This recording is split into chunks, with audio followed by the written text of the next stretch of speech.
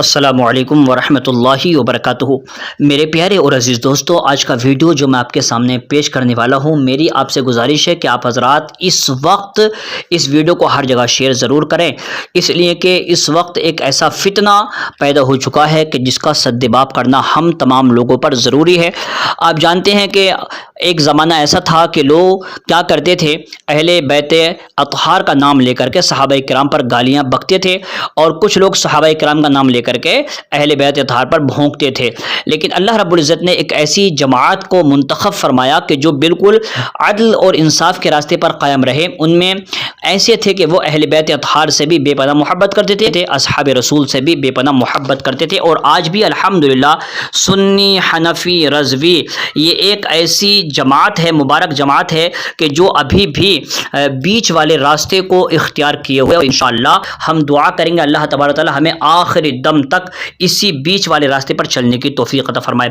دیکھیں، میں بات کر رہا ہوں کہ رجب المرجب کی 22 تاریخ کو جب بھی یہ تاریخ آتی ہے تو حضرت امیر معاویہ رضی اللہ تعالی عنہ یعنی وصال ہوا تھا، وہ اس کا یاد تازہ ہو جاتی ہے، اور اس مہینے میں جو ہے حضرت امیر معاویہ رضی اللہ تعالی عنہ کا ذکر کرنا ہم لوگوں کے لیے ضروری ہے۔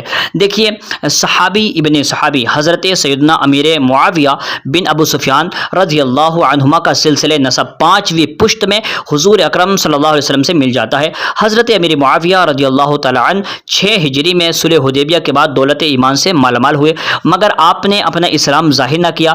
پھر فتح مکہ کے عظمت والدین والد ماجد حضرت ابو سفیان رضی اللہ تعالیٰ عنہ کے ساتھ بارگاہ رسالت میں حاضر ہو کر اس کا اظہار کیا تو رسول اللہ صلی اللہ علیہ وسلم نے مرحبا فرمایا۔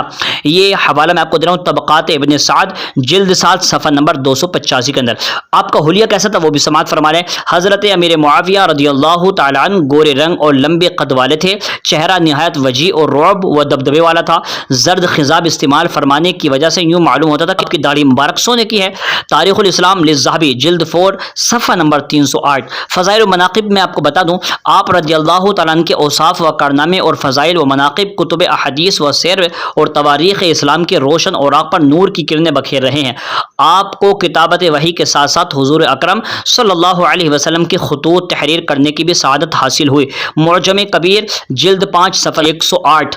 دعائے مصطفیٰ، کئی مرتبہ مصطفیٰ کریم صلی اللہ علیہ وسلم نے دعاؤں سے نوازا، کبھی علم و حلم کی یوں دعا دی، اے اللہ معاویہ کو علم اور حلم یعنی بردباری سے بھر دے۔ تاریخ کبیر جلد 8 صفحہ نمبر 68 کے اندر یہ حدیث موجود ہے۔ کبھی ہدایت کا روشن ستارہ یوں بنایا، یا اللہ معاویہ کو ہدایت دینے والا، ہدایت پر قائم رہنے والا اور لوگوں کے لیے ذریعہ ہدایت بنا۔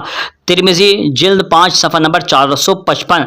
کبھی نوازشوں کی بارش کو یوں برسایا، اے اللہ معاویہ کو حساب و کتاب کا علم عطا فرما اور اس سے عذاب کو دور فرما۔ مسند احمد جلد 6 صفحہ نمبر 85۔ کبھی خاص مجلس میں ان کی عظمت پر یوں مہر لگائی، معاویہ کو بلاؤ اور یہ معاملہ ان کے سامنے رکھو، وہ قوی اور امین ہے۔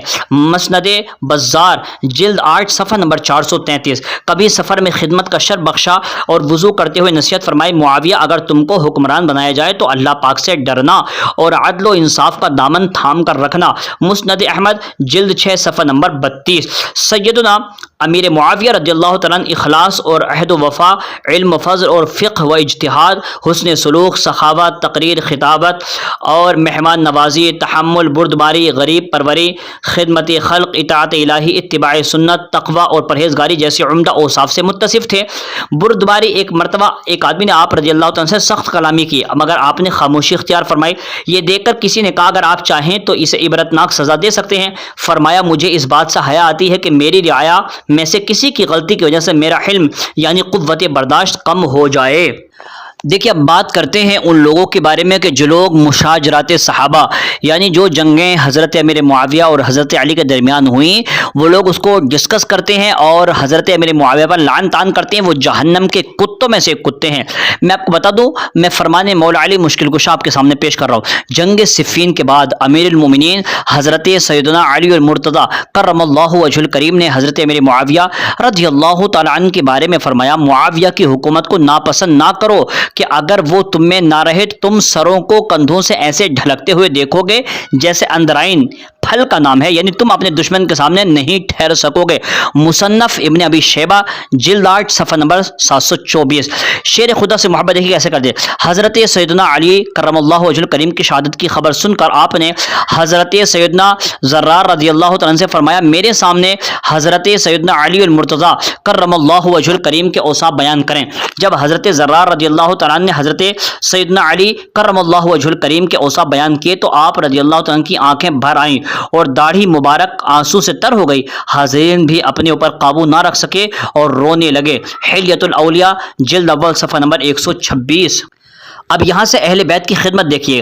حضرت سیدنا امام حسین رضی اللہ تعالیٰ عنہ کو بیش قیمت نذرانے پیش کرنے کے باوجود آپ ان سے معذرت کرتے اور کہتے فی الحال آپ کی صحیح خدمت نہیں کر سکا، آئندہ مزید نذرانہ پیش کروں گا۔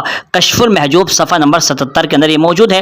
کعبے میں نماز۔ جب آپ رضی اللہ تعالیٰ عنہ مکہ مکرمہ میں داخل ہوئے تو حضرت سیدنا عبداللہ بن عمر رضی اللہ تعالیٰ عنہ نے سے سوال کیا نبی کریم صلی اللہ علیہ وسلم نے کعبے میں کس جگہ نماز پڑھی تھی؟ انہوں نے کہا دیوار سے 2 یا 3 ہاتھ کا فاصلہ رکھ کر نماز پڑھ لیجئے۔ اخبار مکہ للارزقی جلد اول صفحہ نمبر 378۔